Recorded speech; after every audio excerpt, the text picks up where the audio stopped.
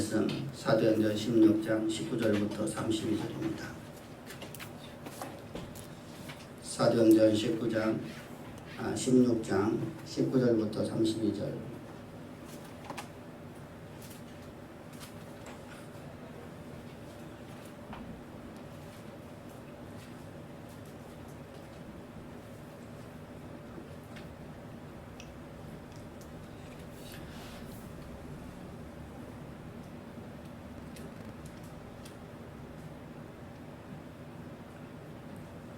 사도행전 16장 19절부터 32절입니다. 여종의 주인들은 자기의 수익이 소망이 끊어진 것을 보고 바울과 실라를 붙잡아 장터로 관리들에게 끌어갔다가 상관들 앞에 데리고 가서 말하되, 이 사람들이 유대인인데 우리 성을 심히 요란하게 하여 로마인인 우리가 받지도 못하고 행치도 못할 풍속을 전한다 하거늘 우리가 일제히 일어나 고발하니 상관들의 옷을 찢고 벗기고 매로 치라 하여 많이 친 후에 옥에 가두고 간수에게 명하여 든든히 지키라 하니 그가 이러한 명령을 받아 그들을 깊은 옥에 가두고 그 발에 착고로 든든히 채웠더니 한밤중에 바울과 실라가 기도하고 하나님을 찬송하며 죄수들이 듣더라. 이에 갑자기 큰 진이 일어나 옥토가 움직이고 문이 다 곧 열림에 모든 사람들이 매인 것이 다 벗어진지라. 간수가 자다가 깨어 옥문이 열린 것을 보고 죄수들이 도망한 줄 알고 칼을 빼어 자결하러 하거늘 바울이 크게 소리질러 가 이르되, 내 몸을 상하지 말라, 우리가 다 여기 있노라 하니 간수가 등불을 달라고 하며 뛰어들어가 무서워 떨며 바울과 실라 앞에 엎드리고 그들을 데리고 나가 이르되, 선생들이여, 내가 어떻게 하여야 구원을 얻으리이까 하거늘 이르되, 주 예수를 믿으라. 그리하면 너와 내 집이 구원을 받으리라 하고 주의 말씀을 그 사람과 그 집에 있는 모든 사람에게 전하더라. 아멘. 아멘. 오늘 하나님 말씀의 배경은 오늘 본문에서 보듯이 바울과 시나가 빌립보 지역에 복음을 증거하러 들어갔습니다. 바울과 실라가 빌립보 지역에 복음을 증거하고 있을 적에 한 귀신 들린 여종을 만나게 됩니다. 근데 이 귀신 들린 여종은 어떤 일을 하냐면 점을 치는 일을 합니다. 그 여종이 바울이 말씀을 증거하는 장소마다 쫓아와서 그가 말합니다. 보라, 저기 하나님의 위대한 종, 그러면서 바울을 높여줍니다. 근데 바울이 말씀을 증거할 때마다 계속해서 그렇게 함으로써 바울이 심히 괴로운지라 계속 귀신을 쫓아내버립니다. 그랬더니 문제가 생겼습니다. 이 귀신 들린 여종의 점을 치는 이 점을 쳐서 돈을 받는 것을 취하여 먹고 살고 있는 일부 사람들이, 그 유력한 사람들이, 여종의 주인들이 바울을 고발을 합니다. 빌립보의 관원들에게 고발을 할 적에 이렇게 합니다. 저가 이상한 풍속을 전한다는 겁니다. 저가 로마인들이 풍속이 아닌 다른 이상한 풍속을 전해서 이 도시를 요란케 하려고 하니까 저에 대해서 징벌을 가하라, 저에 대해 처벌을 가하라, 이렇게 고소를 했습니다. 그랬더니 많은 사람들이 일어나서 그 유력한 자들의 말을 들어서 바울을 매를 많이 치고 옷을 벗기고 매를 때리고 난 다음에 감옥에다 가두었습니다. 그때 이 바울과 실라는 애매한 고난을 받는 것이죠. 진리의 복음을 증거하고 병든 자를 치유해주고 귀신 들린 자를 치유해줬더니 다가온 것은 엄청난 매와 그리고 깊은 감옥 속에, 칙칙한 감옥 속에 갇히는 결과를 만들어냈습니다. 이때 바울과 실라가 하나님 앞에 원망하는 게 아니라, 내가 하나님이 이랬는데 하나님 나에게 이런 일을 내게 만드십니까? 라고 하나님이 원망하는 게 아니라 그들이 그곳에서 찬송을 하며 하나님 앞에 기도하기를 전무하였더라. 저들이 찬송을 하며 하나님 앞에 기도했을 적에 지진이 일어나서 지진이 일어났는데 옥토가 움직여지고 옥문이 열려지고 그리고 간수들의 죄수들의 착구에 발에 채웠던 쇠사슬이 다 벗어진지라. 근데 여기서 한편 우리가 살펴볼 것이 무엇이냐면 간수들입니다. 여기 간수들은 만약의 경우 자기들이 간수들이 지금 보호하고 있는 지키고 있는 죄수가 도망을 버리면은 그 죄수들이 형량을 따라서 저들이 만약에 10년형을 받았다든가 5년형을 받았다든가 1년형을 받았으면 죄수가 대신해서 감옥소에서 그만큼의 형량을 받는 것이 당시의 로마법입니다. 이로 인해서 많은 죄수들이 이제 다 도망간 줄 알고 이 간수가 스스로 다 자기 목숨을 끊으려고 할 적에 이때 바울과 실라가 저들을 만류를 합니다. 간수여 그러지 마소서. 그러지 마십시오. 우리 여기 있습니다. 그래서 그 소리를 듣고 난 다음에 이 간수가 급히 불을 달라고 해서 불을 가지고 바울이 갇혔던 실라가 갇혔던 그 감옥소로 그 칙칙한 감옥소의 문을 열고 들어왔습니다. 그때 그가 그곳에서 신적 권위를 보게 됩니다. 누구의 신적 권위를 보냐면 바울에게서 신라에게서 신적 권위를 바라보면서 그가 엎드려서 이렇게 말을 하는 것이 바로 30절입니다. 그들을 데리고 나가 선생이여 내가 어떻게 하여 구원을 받으리까 하니 그랬더니 바울과 실라가 그들에게 말하기를 이렇게 말을 합니다. 이르되 주 예수를 믿으라. 그리하면 너와 내 집이 구원을 받으리라. 그리고 난 다음에 그들에게 주의 말씀을 증거하더라. 이것이 31절 32절의 말씀입니다. 오늘 본문을 통해서 우리가 배경을 보면서 우리가 두 가지의 메시지를 보게 됩니다. 중요한 것은 바로 주 예수를 믿으라는 의미가 도대체 무엇일까? 먼저 우리가 알아야 될 것이 본문을 통해서 하나님에 대한 지식이 곧 믿음이 아니라는 것입니다. 17절을 바라보게 되면 성경은 이렇게 말씀하고 있습니다. 이 사람들은 지극히 높은 하나님의 종 구원의 길을 너희에게 전하는 자라. 귀신 들린 여종이 하는 말입니다. 귀신이 들려서 점을 하고 있는 여종이 바울을 쫓아다니면서 계속해서 바울이 설교하고 있는 자리마다 나가고 하고 있는 말입니다. 이 귀신이 말을 하는데 하나님의 지극히 높으신 하나님의 종 바울이요 이 사람은 우리에게 구원의 길을 알려주는 자라. 여러분 놀랍지 않습니까? 이 여인이 하나님의 지식이 바울이 누구인지를 분명히 알고 있습니다. 그런데 이 여인은 하나님의 지극히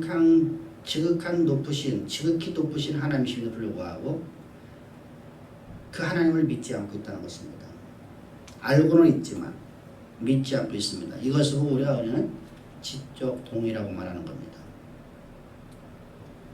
그런데 우리는 하나님에 대한 지식이 많기만 하면 그 사람이 믿음이 대단히 뛰어난 줄 생각을 합니다. 우리가 아담을 미혹했던 옛 사단, 아담을 미혹했던 유혹했던 저 옛 아담에게 역사했던 옛 뱀, 곧 용, 사단을 우리가 바라봅니다. 하나님의 말씀을 탁월하게 알고 있습니다. 어느 누구보다도 탁월하게 하나님 말씀에 대해 너무나 잘 알고 있는 저 옛 뱀, 사단이 아담을 미혹할 적에 하나님 말씀을 가지고 들어옵니다. 하나님의 진리의 말씀을 가지고 그가 들어와서 사단을 미혹합니다. 그런데 자의적 해석을 한다는 것이죠. 하나님에 대해서 너무나 잘 알고 있어서 하나님의 말씀도 너무나 잘 알고 있고 이것이 바로 사단입니다. 그런데 사단의 특징이 뭐냐면 자의적 해석을 한다는 거예요. 하나님께서 말씀하신 말씀에 의중을 말하지 아니하고 자의적 해석. 네가 선하게 알고 있는 실과를 먹으면 네가 하나님처럼 되리라. 성경에서 하나님께서 우리에게 선하게 알게 하는 실과를 준 하나님의 의중은 뭐냐면 너는 나의 종이라는 것이었었죠. 네가 모든 만물을 다 다스리지만 이것만은 건들지 말라. 너는 나의 종이다. 이것이 바로 하나님의 의중이었었습니다. 내가 너의 주인이다. 근데 자의적 해석함으로 말미암아서 네가 하나님처럼 되리라. 이것이 바로 사단의 책략이었었고 사단의 미혹이었었습니다. 그와 이것을 향해서 성경은 광명한 천사로 가장한, 왜냐하면 하나님 말씀을 가지고 나오기 때문에 광명한 천사처럼 보인다는 것이죠. 가장한 저들은 하나님의 의중을 모르고 자기들의 의중대로 자기 소견대로다가 성경을 해석해서 하나님 말씀을 해석을 해서 백성들에게 하나님으로 떨어지게 만드는 일을 하는 것, 그것이 바로 사단의 책략, 사단의 역사입니다. 따라서 오늘 우리는 탁월함이 아무리 많다 할지라도 자의적 해석한 것을 우리가 분별할 수 있는 지혜가 있기를 주의 축복합니다. 이것이 바로 자의적 해석이냐, 이것이 바로 하나님 말씀을 바르게 해석하는 거냐, 우리가 분명히 알아야 된다는 사실입니다. 두 번째는 오늘 본문에서 말씀하는 주 예수를 믿으라. 그리하면 너와 내 집에 구원을 얻으리라. 이 말씀을 하나님의 말씀대로 우리가 이해를 해야 되는데 우리는 자의적 해석을 해서 우리는 이렇게 생각을 합니다. 자, 주 예수 믿기만 하면. 근데 주 예수를 어떻게 믿는지를 우리는 이해하려고 하지도 않고 알려고도 하지 않는다는 것이죠. 주 예수를 믿으라. 그리하면 너와 내 집이 구원을 받으리라. 맞는 말입니다. 그러나 틀린 말이기도 한다는 사실이죠. 선하게 알고 나면 실과를 먹지 말라고 하시는 하나님의 말씀은 맞습니다.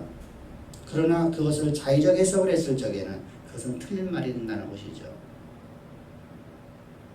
이처럼 주 예수를 믿으라고 할 적에 도대체 주 예수를 믿는데 도대체 무엇일까 알지 못한다고 하면 그건 틀린 말이 되는 것입니다.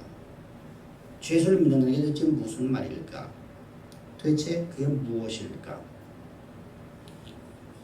따라서 우리가 주 예수를 믿으라고 말씀하시고 있는 이 바울 사도의 증거가 도대체 어떤 말일까를 알아야 되는 것을 바로 하나님의 의중을 알아라는 것입니다.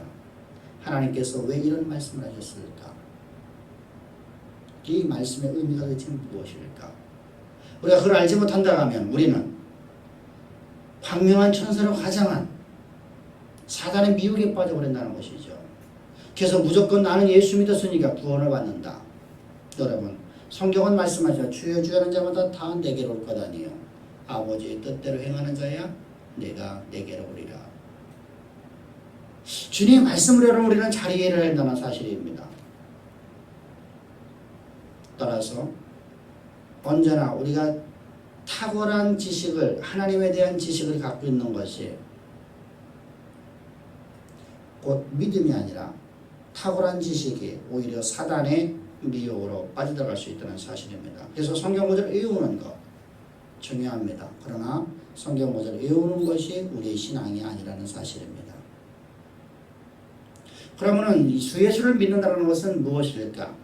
바울은 일생 동안 오늘 본문 32절에서 그 간수와 그 간수의 가정에 복음을 전개했습니다. 하나님 말씀을 증거했는데 바울은 이렇게 말을 하고 있습니다. 갈라디아서 6장 14절에 보면 나는 너희 가운데 거할 적에 오직 예수 그리스도의 십자가와 그의 도유에 아무것도 전하지 않았노라. 바울은 십자가의 도유에 아무것도 전한 적이 없답니다. 고린도 교회에서도 동일하게 말합니다. 고린도 교회 15장 1절 이하를 보면 고린도전서 15장 1절 이하에서 바울은 이렇게 고백을 하고 있습니다. 내가 너희에게 전에 말한 것을 너희들이 굳게 믿고 지키면 네가 구원을 얻으리라. 내가 너희에게 전에 알려준 것은 예수께서 말하면서 그 십자가의 도를 증거합니다. 십자가의 도는 도대체 무엇일까? 십자가의 도, 주 예수를 믿으라, 구원을 얻으리라. 이것이 바로 십자가의 도인데 십자가의 도는 도대체 무엇일까? 십자가의 도에는 두 가지의 큰 제목을 갖고 있습니다. 십자가의 도는 두 가지가 하나가 되어서 십자가의 도가 되는데 첫 번째는 십자가의 능력입니다. 십자가의 능력은 죄인을 제거시키고 하나님의 의인으로 거듭나게 만드는 일을 합니다. 하나님의 거룩한 백성으로 거듭나게 하는 일을 하는 것이 바로 십자가의 도입니다. 십자가의 능력입니다. 죄인인 우리를 성경에서 모든 사람을 위해서 죄인이라고 말씀하고 있는데 죄인이라는 우리가 죄인 된 것은 우리가 범법을 해서 죄인 된 게 아니라는 것입니다. 모든 사람이 다 아담을 출생했기 때문에 아담을 출생된 모든 사람 다 죄인이라. 아담이 옛사람 아담이 첫사람 아담이 하나님처럼 되려는 마음을 품고 선하게 알고 이라는 실과를 먹게 되어서 스스로 하나님처럼 되어버렸습니다. 다시 말하면 자기의 결정권이 모든 것이 결정의 최후의 결정권이 되어버립니다. 그리고 자기의 주장이 최후의 무엇을 하여 결정하는 것이 됩니다. 스스로 다 하나님처럼 되어버리면 하나님처럼 되어버려요. 이 아담 안에서 출생된 모든 사람들은 모두가 다 자기 주관적인 삶을 살아갑니다. 자기 주관적인 삶. 나와 내 가족과 내게 속한 것 이외에는 아무것도 바라보지 않습니다. 내가 속해 있는 나의 공동체, 나의 가정, 내 자신, 내 가족을 위해서만 살아갑니다. 바로 죄인의 본성이죠. 그리고 죄인들은 우리가 범죄를 하는 것에 대해서 전혀 무감각합니다. 특정한 것 이외에 일반적인 우리가 범죄를 하는 것에 대해서 감각이 없는, 양심의 가책이 전혀 없는 사람이 됩니다. 양심의 화인을 맞았다고 말합니다. 이런 사람들이 바로 죄인입니다. 아담에서 출생된 모든 사람들을 다 죄인된 이런 이 죄인을 하나님은 우리를 구원하시려고, 우리를 이제 하나님의 거룩한 백성 삼으시려고, 하나님의 창조의 목적대로 땅을 정복하고 다스리는 역사의 주인공 삼으시려고 하나님은 우리를 위해서 마지막 아담으로 이 땅에 오시는 것입니다. 첫사람 아담은 죄인입니다. 첫사람 아담의 모습으로서 마지막 아담이 이 땅에 오셨다는 것이죠. 근데 그분은 첫사람 아담인 죄인의 모습은 입고 오셨지만 그분은 죄도 없으시고 흠도 없으신 분이라. 그분은 완전하신 하나님이셨습니다. 완전하신 하나님께서 마지막 아담으로 이 땅에 오셨습니다. 아담의 모양을 가지고 이 땅에 오셨다는 것이죠. 아담의 모든 죄악을 각 단절시키기 위해서, 끝장나기 위해서, 더 이상 아담이라는 존재가 존재하지 못하리라 마지막 아담으로 주님은 이 땅에 오셨습니다. 그리고 첫사람 아담들을 마지막 아담에 다 집어넣어 버렸습니다. 그것이 바로 세례 요한, 인류의 대표자인 요한 제사장을 통해서 안수를 받으신 사건이었습니다. 주님이 마지막 아담으로 오신 그분께서 요한에게 안수를 받으실 적에 주님은 이렇게 말씀하십니다. 세례 요한이가, 제사장 요한이가, 인류의 대표자인 그가 이렇게 말합니다. 나는 주님의 신들매도 부족한 존재입니다. 그런데 내가 어찌 주님의 머리에 안수하리까? 높은 자가 낮은 자에게 안수하는 것인데 어떻게 제가 안수를 할 수 있습니까? 그때 주님께서 말씀하신 네가 나에게 안수하자면 너는 나와 상관이 없느니라. 그래서 안수를 하게 되는 것입니다. 분명히 안수는 높은 자가 낮은 자에게 하는 것입니다. 낮은 자가 높은 자에게 하는 것이 아니라는 것이죠. 다시 말하면 하나님의 사람이 백성들에게 안수를 하는 것입니다. 하나님의 영이 지배하는 사람이 영을 지배하지 못하는 자에게 안수를 하는 것입니다. 근데 주님께서 안수를 받으셨습니다. 이 안수는 내게 있는 것이 넘어가는 것입니다. 나라는 존재가 옛사람 아담, 첫사람 아담 안에 있는 모든 것이 예수님 안으로 넘어갔습니다. 그래서 나라는 존재도 우리 모두가 다 아담 안에서, 첫사람 아담 안에서 출생된 모든 사람들이 예수님의 육체로 넘어가 돼서 세상 모든 죄를 짊어지고 가는 하나님의 어린 양이 되셨습니다. 주님은 하나님의 어린 양으로 이제 십자가에 우리의 죄에 대한 대가로 주님은 죽으셔야 됩니다. 만약의 경우 예수님께서 안수를 받지 않으셨다면 예수님은 죽으실 수가 없습니다. 어느 누구도 죽일 수가 없습니다. 왜요? 주님은 흠도 없으시고 점도 없으시기 때문에, 그분은 죄도 없으시기 때문에, 죄가 없으시기 때문에 죽으실 수가 없어요. 사망의 왕노로 날 수가 없어요. 아무리 유대인들이 예수님을 죽인다고 하더라도, 죽이려고 하더라도 예수님은 죽으실 수가 없는 분이세요. 그런데 주님께서는 모든 사람을 다 당신 육체 가운데 집어넣어서 죄를 품게 되었습니다. 모든 죄인들을 당신 육체 가운데 집어넣어서 이제 주님은 죽으실 수 있게 되었습니다. 주님은 이제 죽으러 오신 당신의 그 목적, 우리의 대속제물로 이 땅에 오시는 목적, 대속제 제물로 이 땅에 오시는 목적을 이루시는 일을 시작하셨습니다. 그리고 주님은 십자가에서 못 박혀 죽으시는 겁니다. 이때 우리도 예수와 함께 십자가에 못 박혀 죽은 자가 되었습니다. 예수님 안에 우리가 들어있기 때문에 예수님과 우리는 합하여 연합하여 함께 죽었고, 예수님께서 장사될 적에 우리도 예수와 함께 옥에 갇힌 자가 되었습니다. 그리고 주님께서 부활하실 적에 우리는 새로운 피조물로 거듭납니다. 사람이 한 번 죽는 건 정한이치기 때문에 죽었다 살아날 수가 없습니다. 사람이 한 번 죽는 것은 정한이치기 때문에 옛사람은 완전히 제거되었습니다. 옛사람이 이제 죽어서 다시는 살아날 수가 없어요. 이게 하나님의 법칙이에요. 예수님께서 그럼 왜 부활하셨느냐? 예수님께서 마지막 아담으로 오신 그분의 육체는 이미 죽어버려서 다시 살 수가 없어요.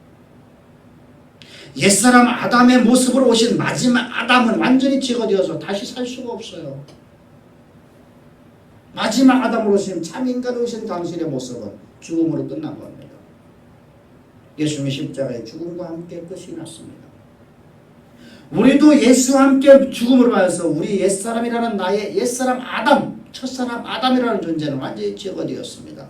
그리고 주님께서 부활하실 때에는 우리는 새로운 피조물로 우리는 거듭나는 겁니다. 완전하신 하나님께서 우리로 하여금 새로운 피조물로 우리를 창조하셨습니다. 그것이 바로 새 생명을 가진 존재로, 옛 생명이 아닌 새 생명을 가진 존재로, 새로운 피조물, 새로운 창조물로 우리를 만드셨습니다. 이것이 우리의 믿음의 시작입니다. 이것이 믿음의 끝이 아니라 믿음의 시작입니다. 저와 여러분들은 이 믿음 안에서 이제 우리의 신앙생활이 시작되는 겁니다. 여러분, 이 놀라운 은혜, 이 놀라운 사랑이 갈라디아서 2장 20절에서 이렇게 말씀을 하고 있습니다. 다 같이 시작. 내가 그리스도와 함께 십자가에 못 박혔나니 그런즉 이제는 내가 사는 것 아니요 오직 내 안에 그리스도께서 사신 것이라. 이제 내가 육체 가운데 사는 것은 나를 사랑하사 나를 위하여 자기를 버리신 하나님의 아들을 믿는 믿음 안에 사는 것이다. 이 믿음 안에 살아가는 거예요. 나라는 존재, 옛사람 아담이라는 존재, 첫사람 아담이라는 존재는 예수 그리스도와 함께 십자가에 완전히 제거되었고, 나라는 존재는 한 번 죽음으로 끝이 나버렸고 다시는 내가 살 수 없는 존재로 이미 끝이 나버렸습니다. 그리고 주님은 나를 새롭게 새 생명으로 나를 거듭나게 하셨습니다. 출생시켜 하셨습니다. 하나님의 아들로. 옛사람 아담의 모습으로가 아니라 아담으로가 아니라 하나님의 아들로, 옛사람 아담의 아들이 아닌 하나님의 아들로 나를 거듭나게 하셨어요. 나는 우리 아버지의 아들이 아니라 나는 하늘의 아버지의 아들로 나를 거듭나게 하셨단 말입니다. 나는 이제부터 그리스도의 지체가 되었습니다. 그리스도와 내가 연합되어 있는 그리스도의 지체로 나는 거듭나게 되었습니다. 옛사람이라는 나의 아버지, 나의 육신의 아버지의 아들이 아니라 나는 새로운 새 생명을 가진 새로운 피조물이 되었습니다. 새로운 창조물이 되었습니다. 이것이 우리의 이성과 우리의 논리와 과학적 증거로 증거될 수가 없어요. 이것을 어떤 논리적으로 우리가 해석할 방법이 없어요. 그러므로 성경은 이것을 믿는 믿음 안에서 살아가라, 이렇게 말씀하시는 겁니다. 이것이 바로 믿음의 시작입니다. 이 믿음의 시작점에서 우리는 이제 신앙생활이 시작됩니다. 신앙생활이 시작되고 나아가고 있는데, 문제는 이렇게 거듭난, 이렇게 거룩한 백성으로 새롭은 피조물 된 우리 삶 속에서 오늘도 우리는 범죄하는 내 모습을 바라봅니다. 여호와의 금령을 어기고 있는 내 모습을 바라봅니다. 하나님 말씀을 내가 온전히 지키지 못하고 하나님의 아들로서 하나님 말씀을 거역하는 내 모습을 바라봅니다. 의식적이든 무의식적이든 내가 알게 됐든 모르게 됐든 난 오늘도 실수하고 잘못하고 수많은 범죄하는 내 모습을 바라봅니다. 이 죄악을 내버려 두면 우리는 양심이 민감해져서 결국은 하나님으로부터 다시 끊어진 자가 될 수밖에 없습니다. 그 이유는 우리의 낱낱이 모든 범죄를 하나님께서 두 군데다 기록하는데, 하나는 십자가는 단에다가 기록하시고 하나는 우리 양심의 파에다 기록하시기 때문입니다. 우리 양심의 파에다가 기록한 이 양심의 판에 기록된 것이 나로 하여금 자꾸만 하나님으로부터 떨어지게 만들어갑니다. 그래서 성령을 소멸하기 시작하죠. 그래서 하나님께서는 이것을 처리할 수 있는 법을 가르쳐 주셨어요. 이것이 바로 속죄 제사입니다. 우리의 낱낱이는 모든 죄악을 해결할 수 있는 방법, 그 비결을 주님은 가르쳐 주셨습니다. 성도들의 삶 속에서 범법을 행했을 적에 이 죄악을, 이 낱낱이는 죄악을 해결할 수 있는 방법, 그 비결이 바로 십자가의 보혈의 능력이었었습니다. 이 보혈의 능력에는 네 가지 능력이 있는데 그 첫 번째가 바로 죄사함의 능력이었었습니다. 우리가 낱낱이 짓는 모든 삶 속에서의 범죄를 그대로 두면 우리는 양심 때문에 하나님으로부터 내가 스스로 떨어져 나가기 시작합니다. 하나님이 나를 아무리 사랑한다 할지라도 나는 하나님으로부터 꺼김쩍게 됩니다. 마치 어린아이가 엄마에게 잘못했을 적에, 부모에게 잘못했을 적에 그 아이가 부모가 아무리 안아주려고 하더라도 그 아이가 서서히 부모로부터 떨어져 나가는 것처럼, 여러분, 바로 이렇게 죄라는 것은 하나님부터 분리를 시켜버리는 겁니다. 우리가 낱낱이 짓는 죄악을, 그래서 주님께서는 우리의 죄악을 깨끗하게 치료하시기 위해서, 깨끗하게 하기 위해서 주님은 십자가에서 피 뿌려 죽으셨습니다. 이것이 바로 구약의 속죄 제사입니다. 총 7가지의 제사 중에서 네 번째 제사였었던 바로 속죄 제사입니다. 너희 중에 누구든지 여호와의 금령 중 하나를 어기고 그것을 너희의 가르치는 자든 너희가 말씀을 읽든 너희들이 어떤 성우를 통해서든 너희가 그것이 범죄했다을 깨닫게 되거든 너희는 흠이 없는 염소를 가지고 여호와 앞에 가지고 나와라. 순염소를 가지고 나와서 너희는 그 염소를 번제단 옆에서 잡을 것이요. 근데 잡기 전에 너는 그 머리에 안수할지니. 안수라는 걸 아까도 말씀드렸습니다만 세례 안수라는 것은 범죄한 사람의 자신이 안수받는 존재로 넘어가는 것입니다. 완전하게 내가 그 재물과 일치가 되는 것입니다. 그 재물과 일치가 되어서 이제 재물이 죽게 되는 겁니다. 흠이 없는 것이 흠이 되었습니다. 흠이 있는 것이 된 이 제물이 이제 번제단 옆에서 죽습니다. 그리고 그 피를 제사장이 가지고 번제단 뿔에다가 바릅니다. 그리하면 네 뿔에 바르면 네 죄가 사함을 받으리라. 피가 없은즉 죄 사함이 없습니다. 피 흘림이 없이는 절대로 죄 사함이 없기 때문입니다. 이건 하나님의 정한 법칙입니다. 그래서 주님께서 십자가에서 피 뿌려 죽으실 적에, 단에서 죽으실 적에 그 십자가에 피를 뿌리신 것이, 십자가에 적시신 것이 바로 단뿔에 피를 바른 것이 되었습니다. 그러므로 우리는 오늘 낱낱이는 모든 범죄가 우리의 대제사장이시며 우리의 희생제물 되시고 영원하신 하나님이신 예수 그리스도의 십자가의 피가 너희의 모든 죄를 사하고 살아계신 하나님을 섬기게 하지 못하겠느냐 라고 하는 히브리서 9장 12절부터 14절의 말씀을 듣게 되는 겁니다. 우리는 예수 그리스도의 십자가에 흘리신 피가 단뿔에 접수었고 우리의 모든 낱낱인 모든 죄악을 다 사하였음을 감사하기를 바랍니다. 그러므로 우리는 오늘도 하나님과 친밀한 교제를 이룰 수 있는 존재, 내가 행함으로 말미암아 구원이 아닌 하나님의 의가 내 가운데 나타난 의, 하나님의 의가 내 안에 나타나고 내 삶 속에 나타나고 내 환경 속에 나타나서 나로 하여금 하나님과 화목되게 만드시는 놀라운 은혜를 받은 존재가 된 것입니다. 이 놀라운 은혜, 이 놀라운 사랑, 늘 감사와 찬양의 제사를 드리십시다. 그래서 에베소서 1장 7절을 보게 되면 성경은 우리에게 말씀합니다. 예수 그리스도의 십자가의 피가 너희의 모든 낱낱인 모든 죄악을 깨끗이 사하셨느니라. 할렐루야.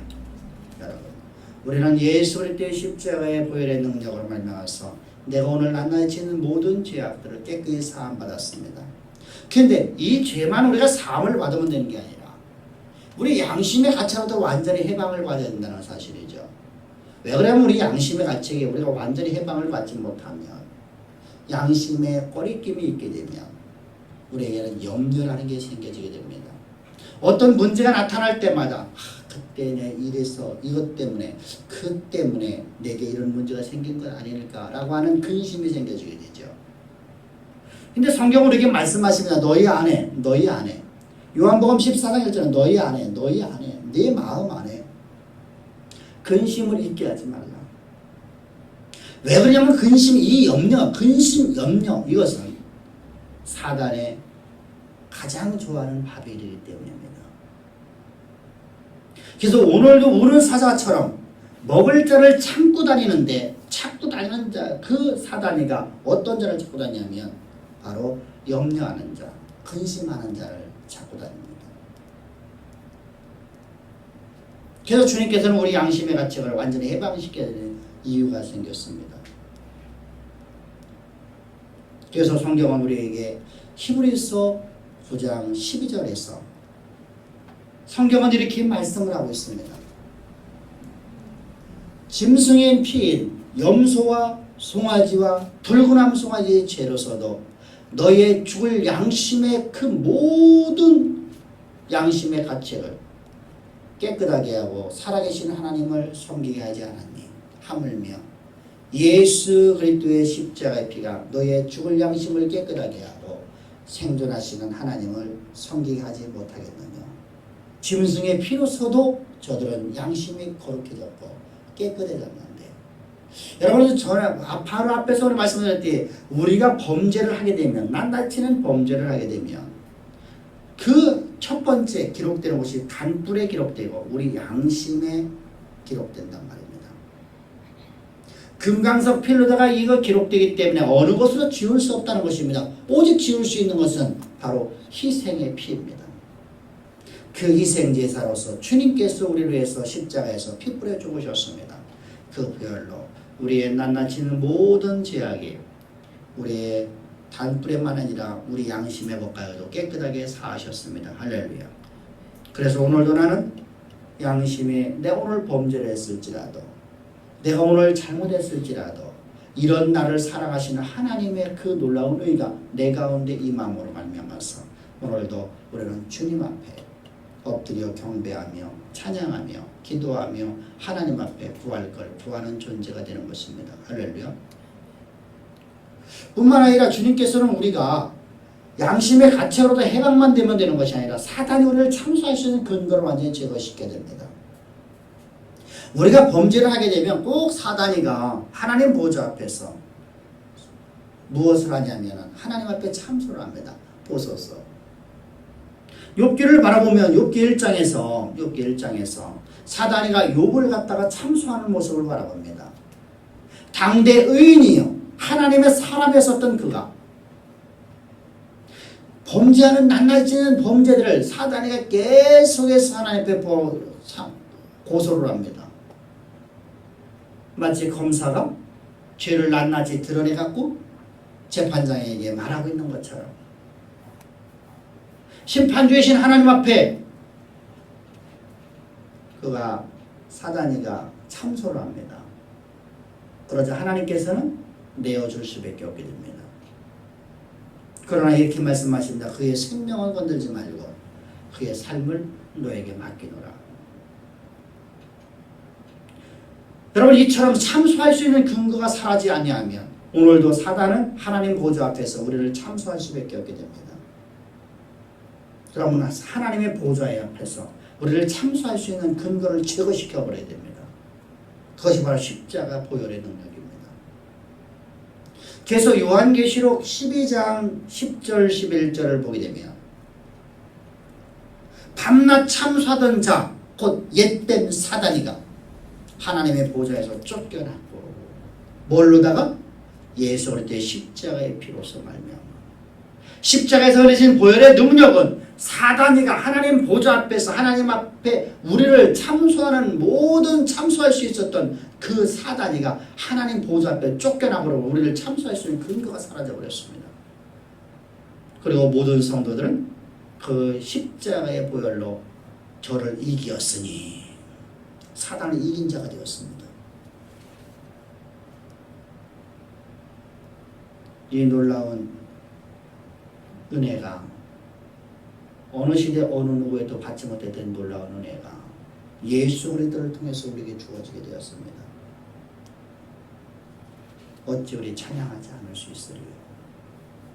그리고 마지막으로 그 보혈은 우리를 하나님과 우리를 완전하게 화목되게 만드는 일을 합니다. 골로새서 1장 20절을 보게 되면 성경은 우리에게 이렇게 말씀을 하고 있습니다. 예수 그리스도의 십자가의 피가 하늘에 있는 것이나 땅에 있는 것이나 땅 아래에 있는 것이나 모든 것을 하나님과 화목하게 하시느니라. 여러분 하나님과 화목, 하나님과 연합, 하나님과 친밀한 교제 바로 십자가의 보혈의 능력입니다. 이것이 바로 성도의 삶이라고 하는 겁니다. 이것이 바로 십자가의 복음이라고 하는 겁니다. 이것을 믿으면 이것을 믿는 것을 향해서 성경은 주 예수를 믿으라고 하는 겁니다. 단순하게 주 예수를 믿으라! 이것은 여러분 복음이 아닙니다. 이것은 자의적 해석입니다. 성경에서 증거하고 있는 말씀을 바울이 일생 동안 바울이 지금 증거하고 있지 않습니까? 31절에서 여러분 말씀하기를 주 예수를 믿으라 그럼 너와 너희 집이 구원을 얻으리라. 그리고 난 다음에 32절에서 저들에게 예수에 대해서 알려주더라. 모든 말씀을 가르치더라. 그 가르친 것이 바로 십자가에 도했다는 것이죠. 십자가 보혈의 능력과 십자가의 능력을 갖다가 준 거였습니다. 십자가의 능력으로 너는 거듭난 하나님의 거룩한 백성 되었고 이제 너는 너희의 삶이 바로 십자가 보혈의 능력을 가지고 살아가는 존재가 되었더라. 이 말씀을 증거할 적에 고린도전서 15장 2절의 말씀처럼 너희들이 이걸 굳게 붙잡으며 너희가 구원을 얻으리라. 이 놀라운 사랑, 이 놀라운 은혜를 받은 우리는 세상의 그 어떤 것보다 가장 값진 부와 가장 귀한 진주를 얻은 자들이 되었습니다. 이 사랑 안에서 일생 동안 이 복음을 위하여, 이 진리를 위하여 헌신된 삶을 살 수 있는 우리 주양의 성도들 되기를 주의로 축복합니다. 기도드리겠습니다. 좋으신 아버지 감사합니다. 찬양합니다. 경배합니다. 오늘도 우리를 이처럼 사랑하사 아버지 진리의 복음을 알려주시니 참 감사합니다. 저희들이 이 진리가 우리를 온전히 사유케 하시고 우리가 이 진리를 가지고 이 세상에서 하나님의 그 아름다운 성호를 열방 가운데 드러내는 역사의 주인공을 살 수 있도록 은혜 베푸심을 감사하며 예수님의 이름으로 감사하며 기도합니다. 아멘. 아멘.